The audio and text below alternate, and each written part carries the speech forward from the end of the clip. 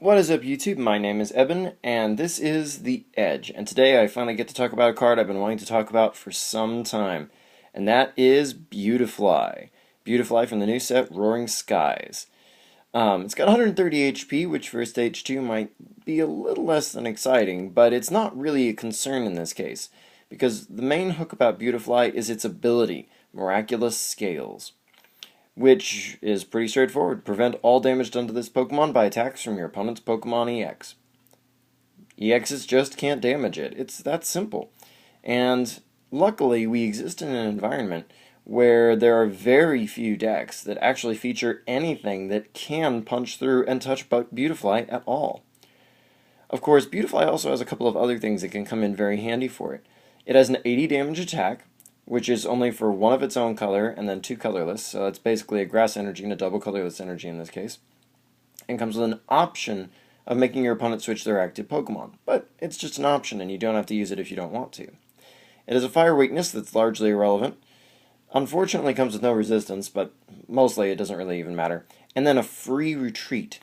And that free retreat is important because, after all, status would be one of the few ways around this ability for a lot of decks. And with a free retreat, Beautifly can easily erase damaging statuses like poison or maybe burn, although burn isn't really something you see very much, but basically this allows us to erase poison, which is amazing because the new set's Ariados could pair very well with Beautifly.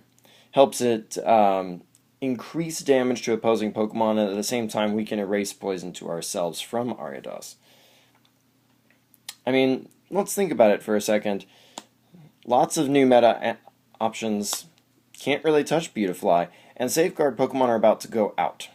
So a lot of people are probably thinking they're pretty free and clear. Speaking of things that don't like Beautifly, if you're about sick of Seismitoad EX, which I think a lot of people are really getting very tired of him, Seismitoad EX is grass weak and takes 160 damage from Beautifly, and there's very little he can do about it. While he can still lock you, he can only lock you if he stays in the active slot to attack. And honestly, you don't have to be able to play items if you're dealing 160 damage a pop, and if you manage to get a Muscle Band onto Beautifly before you get Quaking Punch locked, you can start one-shotting Seismitoad EXs by dealing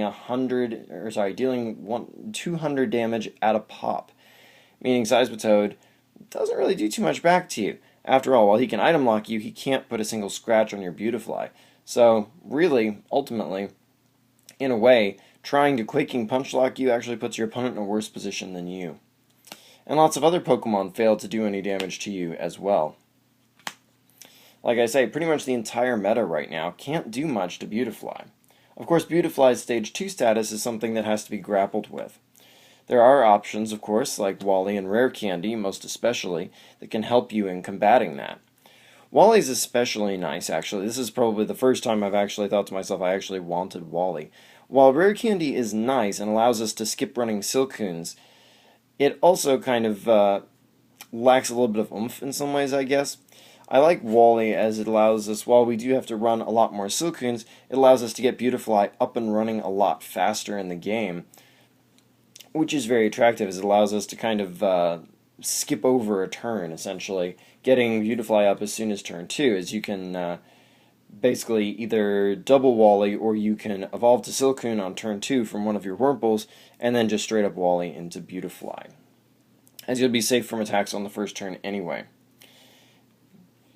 Now, as far as scoring KOs, we have Muscle Band, which raises our attack damage to 100, and then if you think about Ariados, that's basically 110, which is enough to punch through some threats like Wobbuffet, which might otherwise be problematic for us.